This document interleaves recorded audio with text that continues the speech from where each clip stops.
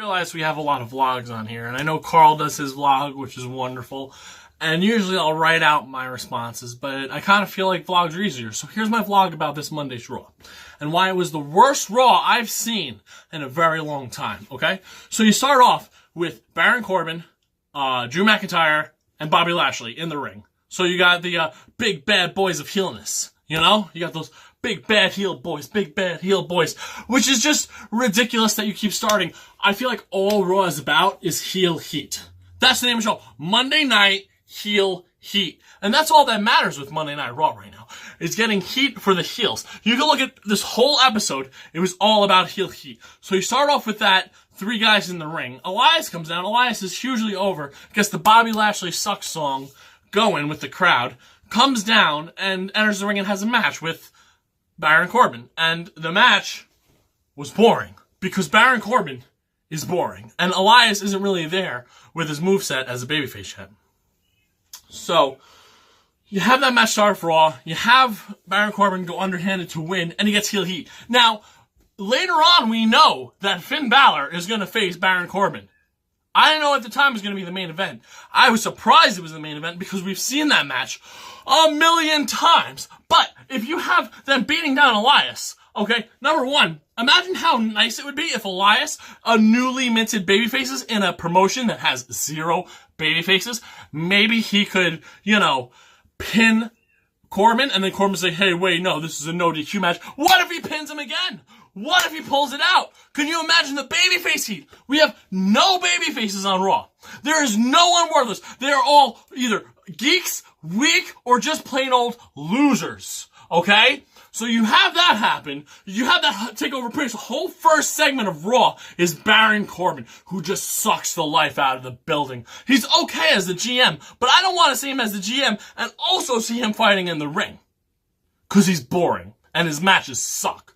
And Elias isn't quite there yet with his moveset. He's there with the crowd. He's there with his promos. He's not quite there with the moveset yet. So we head on from this to a bunch of middle ground second hour segments that don't mean nothing. You got Lucha House Party facing on the Revival, where I'm not supposed to agree with Corey Graves. I'm not supposed to agree with the heel commentator. But he's saying they're not tagging. This is ridiculous. And I'm sitting there going, I know! This is ridiculous! What's going on? Why? The guys doing all the flippy stuff, the guys doing the high-flying action that are supposed to be the babyfaces are working like heels, working a handicap match.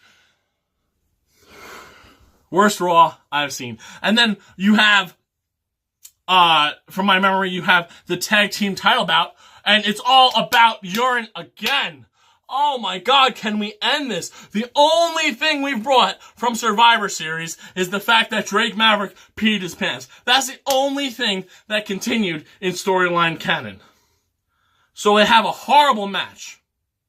No team got over. I don't even remember Gable being in the match. All I remember is Rude having a chance to win the World Tag Team titles for the brand he's on to be the best 2-man team in the world. It should be right up there with the singles championship, maybe a little lower because it's 2, but it's their equivalent of a heavyweight championship, and he gets distracted because Drake Maverick is pissing on his stupid robe. How stupid is that? Why are we going with a pissing angle? We've had the ball shots this year. We've had everything this year. Why pissing? Why do we have to make pissing an angle? I don't get it. And it's upsetting, because I like watching wrestling, and this show was crap. Yeah, Bayley and Banks coming out with Alexa Bliss trying to, put a wedge between them. You have Dana Brooke go from Sunday, where she's working as a face, to Monday with no explanation, coming out and beating Bayley and Banks as a heel. That makes no sense. I understand that wrestling is made mostly for children. No, that's not even right. I understand that children are a part of the audience. And that sometimes you're going to have some kids stuff. You'll have your hornswoggles and your stuff like that for kids. And I can take a little bit of that. But when everything is just so ridiculous, and everything I feel like Vince McMahon going, oh, yes, he's a small man, have him piss his pants, is absolutely ridiculous, and I don't want to watch it. I think I've activated my Alexa Bliss yelling so much. But, Alexa Bliss, my Alexa Amazon. But that doesn't matter right now.